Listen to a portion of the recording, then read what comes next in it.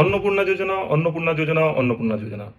পশ্চিমবঙ্গে আজকাল যেদিকে তাকানো যাচ্ছে, গ্রাম থেকে শহর প্রত্যেক জায়গায় লাইন আর লাইন, ডিবিটিতে লাইন, এখানে লাইন, সবাই দৌড়াদৌড়ি করছে মহিলারা, মায়েরা। কি না, অন্নপূর্ণা যোজনা ফর্ম ফিল আপ। তো সেই সম্বন্ধে কিছু প্রশ্ন উত্তর বেসিক একদম ক্ল্যারিটি আজকে মাননীয় মুখ্যমন্ত্রী একটু আগে প্রেস কনফারেন্স করে সাংবাদিক সম্মেলন করে জানিয়েছে। তো কোনো গুজবে কান না দিয়ে আপনারা সঠিক তথ্য বুঝে নিন, যাচাই করে নিন, শান্ত থাকুন। যারা জেনুইন আমাদের দেশের নাগরিক, যারা জেনুইন ডকুমেন্ট সব কিছু আছে, তারা সবাই অন্নপূর্ণা যোজনার সুবিধা পাবেন। প্রথম প্রশ্ন, কি অন্নপূর্ণা যোজনার ফর্ম ফিল আপ কি শুরু হয়েছে? মাননীয় মুখ্যমন্ত্রী শুভেন্দু অধিকারী মহাশয়ের প্রেস কনফারেন্স থেকে যেটা জানা গেছে যে এখনো পর্যন্ত অন্নপূর্ণা যোজনার ফর্ম ফিল আপ শুরু হয়নি। আগামীকাল থেকে শুরু হবে এবং মেইনলি যেটা অনলাইন এবং অফলাইন দুটোতেই শুরু হবে 1 জুন থেকে। 1 জুন 2026 থেকে মেইনলি শুরু হচ্ছে। এরপরে যে প্রশ্নটা আসে সেটা হচ্ছে কি, যারা যারা এতদিন লক্ষ্মীর ভাণ্ডার পেয়ে আসছিল, তো যতক্ষণ না অন্নপূর্ণা ভাণ্ডারে তাদের নাম ইনলিস্ট হচ্ছে, তারা কি লক্ষ্মীর ভাণ্ডার পাবে, চালু থাকবে? আপাতত সাংবাদিক সম্মেলনে যেটা বোঝা গেল সেই অনুযায়ী লক্ষ্মীর ভাণ্ডার এখনই বন্ধ হচ্ছে না। অর্থাৎ যতদিন না অন্নপূর্ণা ভাণ্ডারে কারোর নাম ইনলিস্ট হচ্ছে, তারা যদি জেনুইন হয়, তাদের ভেরিফিকেশন সব কিছু ডকুমেন্ট প্রপার থাকে, তাহলে লক্ষ্মীর ভাণ্ডারও চালু থাকবে। পরবর্তী প্রশ্ন সবার মনেই আসছে আজকাল, কি ডিবিটি লিঙ্ক কি বাধ্যতামূলক করতেই হবে? ডিবিটি লিঙ্ক না হলে কি অ্যাকাউন্টে অন্নপূর্ণা যোজনার টাকা ঢুকবে না? পশ্চিমবঙ্গ সরকারের গেজেট অনুযায়ী এটা পরিষ্কার যে ডিবিটি লিঙ্ক বাধ্যতামূলক, বাকি অন্য কোনো অ্যাডভাইজারি ওখানে দেওয়া হয়নি। এই ডিবিটি লিঙ্কটা কি জিনিস? আধার কার্ডের সাথে আপনার ব্যাংক অ্যাকাউন্ট লিঙ্ক। তো যারা যারা আধার কার্ডের সাথে ব্যাংক অ্যাকাউন্ট লিঙ্ক আছে, তারা কিন্তু এই অন্নপূর্ণা যোজনার সুবিধা পাবে। পরবর্তী মানুষের মধ্যে এই প্রশ্নটা আসে, সেটা হলো এখন ডিবিটি লিঙ্ক আছে কিনা আমি বুঝবো কি করে? বিভিন্ন ধরনের আজকাল সাইবার ক্যাফেতে বা কম্পিউটার সেন্টারে বিভিন্ন সবাই দৌড়াচ্ছে, করতে পারছে। এটা ছাড়াও খুব সহজ উপায়ে কাউকে টাকা না দিয়ে, কোনো হুড়োহুড়ি না করে, আপনারা অনলাইনে আপনাদের ডিবিটি লিঙ্ক চেক করতে পারবেন অ্যাকাউন্টের সাথে আধার কার্ড নাম্বার দিয়ে। দুটো ওয়েবসাইট থেকে করা যাচ্ছে, একটা হচ্ছে গিয়ে এনপিসিআই, আর একটা হচ্ছে গিয়ে উমং। এনপিসিআই ওয়েবসাইটটা অনেকদিন ধরে ডাউন চলছে, ওখান থেকে আধার অ্যাক্টিভেশন করতে গেলে সমস্যা হচ্ছে লিঙ্ক চেক করতে গেলে। কিন্তু উমং অ্যাপ দিয়ে, উমং আপনি অ্যাপের যে মোবাইল অ্যাপ আছে, আপনি যাদের মোবাইল আছে, কম্পিউটারেরও দরকার নেই, মোবাইল থেকেও কিন্তু ডিবিটি লিঙ্ক চেক করতে পারবেন। নিজের আধার নাম্বার প্রথমে দিতে হবে, আধার নাম্বার দিয়ে ওটিপি দিতে হবে। ওটিপি দিলেই আপনার ওখানে লিঙ্ক স্ট্যাটাস আপনি চেক করতে পারবেন, আপনার আধার নাম্বার কোন ব্যাঙ্ক অ্যাকাউন্টের সাথে লিঙ্ক আছে। এবং আপনার ধরুন দুটো ব্যাঙ্কে অ্যাকাউন্ট আছে, সেক্ষেত্রে আপনারা একটা ব্যাংকের অ্যাকাউন্ট থেকে আরেকটা, ধরুন আপনারা চাইছেন যে স্টেট ব্যাংকে একটা অ্যাকাউন্ট আছে আর একটা ধরুন ইন্ডিয়ান ব্যাংকে অ্যাকাউন্ট আছে, আপনারা চাইছেন যে ইন্ডিয়ান ব্যাংক থেকে স্টেট ব্যাংকে আপনার লিঙ্ক হোক। তো ওই সেম উমং অ্যাপেই, ওই ওয়েবসাইটেই আপনি ওই সেম ওয়েবসাইটের মধ্যেই আপনি অপশন পেয়ে যাবেন কি আপনি ডিবিটি লিঙ্কটা পরিবর্তন করতে চাইছেন। তো ডিবিটি লিঙ্কটা আপনার অ্যাকাউন্টে ইন্ডিয়ান ব্যাংক থেকে স্টেট ব্যাংকে কনভার্ট করতে পারবেন। এখন ডিবিটি লিঙ্ক তো হয়ে গেল, এর পরবর্তী প্রশ্ন সাধারণ মানুষের মধ্যে আসবে যে অ্যাপ্লাই কীভাবে করবো, আবেদন কিভাবে করব?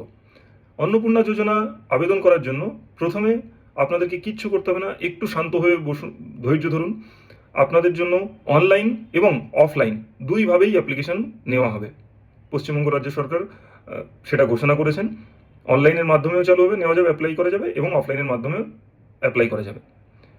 এখন পরবর্তী প্রশ্ন হচ্ছে গিয়ে, কারা কোথায় অফলাইনে যদি অ্যাপ্লাই করতে হয়, অনলাইন হয়ে গেলে তো ওয়েবসাইট পেয়ে যাচ্ছি, কিন্তু যদি অফলাইন অ্যাপ্লাই করতে হয় তাহলে কিভাবে, কোথায় গিয়ে অ্যাপ্লাই করব?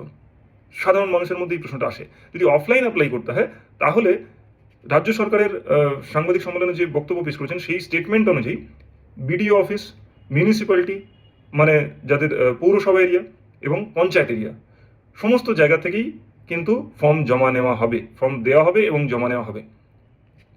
এবং শুধু সেটা নয়, এছাড়াও 15 জুন, 16 জুন, 17 জুন জনকল্যাণ শিবির সরকার দ্বারা আয়োজিত হবে, সরকার আয়োজন করবে। প্রত্যেকটা এরিয়াতেই আয়োজন হবে, প্রত্যেকটা এরিয়াতে না হলেও কোনো ব্লক এরিয়াতে মনে হয় আবেদন করা, জনকল্যাণ শিবির আয়োজন করা হবে। সেটা রাজ্য সরকার ঘোষণা করে দেবে কোন কোন এরিয়াতে জনকল্যাণ শিবির ঘোষণা করা হচ্ছে। সেই জনকল্যাণ শিবিরেও কিন্তু আপনারা আবেদন করতে পারবেন। যখন আবেদন করতে যাবে তখন এরপরে সাধারণভাবেই মানুষের মধ্যে আসে যে আবেদন করলে কি কি দিতে হবে।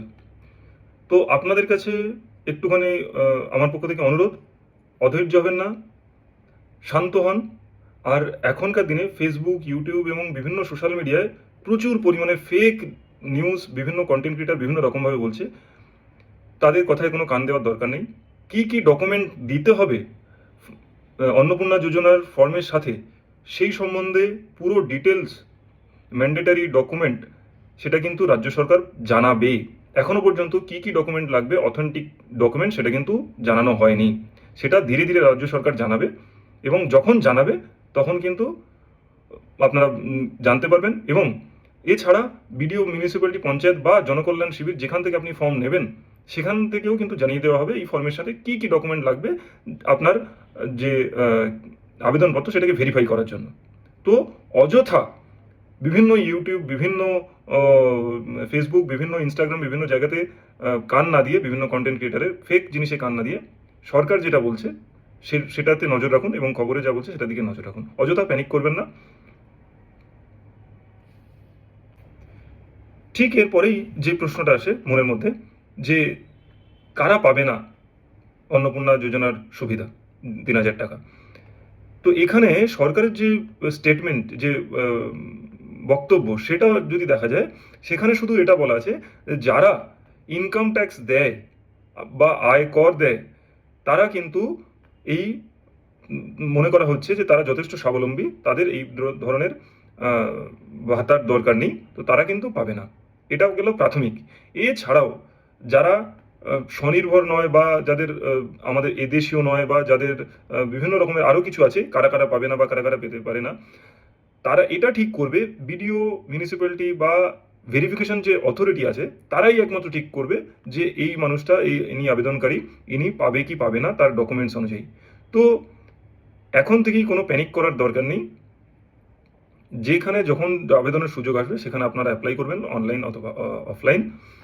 তো সেখানে আপনাদেরকে ডকুমেন্টস বলে দেওয়া হবে, এবং কারা পেতে পারে বা কী কী ক্রাইটেরিয়া তার আছে, কন্ডিশন, সেটা কিন্তু ইনফর্ম করে দেওয়া হবে। তো অযথা প্যানিক করবেন না। এক্ষেত্রে আরও একটা হয় কি, আমার অনেক মহিলাদের মধ্যে, মায়েদের মধ্যে এই প্রশ্ন আসতে পারে কি, আমার হাজব্যান্ড তো, আমার স্বামী তো চাকরি করে, তাহলে আমি কি পাবো? তো এটা কিন্তু গ্রে এরিয়া। এটা রাজ্য সরকার এখনো পর্যন্ত কিচ্ছু জানায়নি যে যাদের হাজব্যান্ড ট্যাক্স পেয়ার, কোনো মহিলা যার স্বামী অথবা যার বাবা ট্যাক্স পে করে, সেই সমস্ত ফ্যামিলির মহিলারা আদৌ অন্নপূর্ণা যোজনা সুবিধা পাবে কি পাবে না, এই ব্যাপারে কোনো রকম সরকার থেকে কোনো ক্ল্যারিফিকেশন দেওয়া হয়নি।